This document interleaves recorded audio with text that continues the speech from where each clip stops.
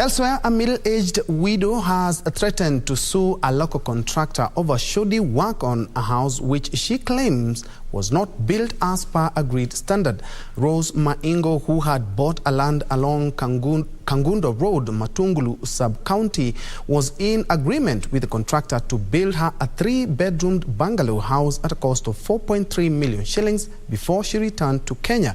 According to Maingo, the contractor squandered most of the money and decided to put a substandard structure which has already collapsed. She claims she had already paid 3.7 million shillings to the contractor.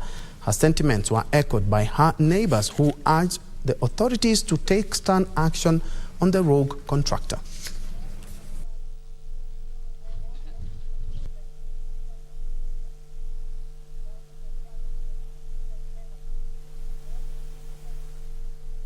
Hiyo siku ya kusaina agreement wakanipeleka pale tao na nyumba inaitwanga 68. One of the room wakanionyesha hapo ndio ofisi yetu.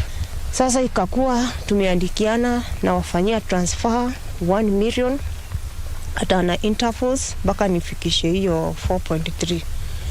Mimi nikafanya hivyo venye walifanya because nilikuwa nimewatrust na nimeambiwa, mpaka walikuwa wamenipeleka before waanze nyumba yangu, walikuwa wamenipeleka kwa field wakanionyesha nyumba mingi zenye wamechenga mpaka wakanichagulia moja venye hiyo yangu inaenda kwa pia ikiisha. Kwa wale watu watataka kujenga saa hizi wachunguze mtu kabisa kama hiyo kampuni ni ya halali ama ni ya ni kuweka tu wameweka ndio wapate pesa.